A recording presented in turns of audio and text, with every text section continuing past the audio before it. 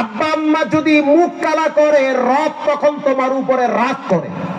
আমার আব্বা জান জীবিত আছে, গতকালকে রাত্রে হঠাৎ ফোন দিয়ে বলে, বাবা আমাকে মাফ করে দাও, আমার ভুল হয়েছে। বাবা আমারে বলে কেন এটা বলে? সে মনে করছে হয়তো তার যাওয়ার সময় হয়ে গেছে। আমার মাকে বলতে আছে, ও বিবি আমার ক্ষমা চাই, হক আদায় করতে হয়তো পারি নাই, আমি তোমার কাছেও মাপ চাই, সন্তানদের কাছেও মাপ চাই।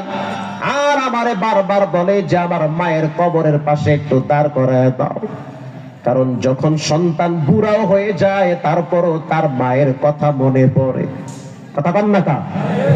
এজন্য রাসূল বলেছেন, মা বাবার সাথে খারাপ ব্যবহার করিও না।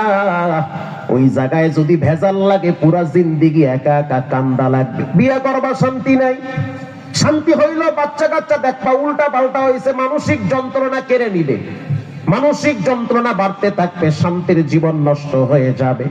এজন্য আমি পায়ে হাত দিয়ে বলি, অনুরোধ করে বলি, ঈমানের দ্বিতীয় দাবি হলো মা বাবার সাথে সদ্ব্যবহার করা।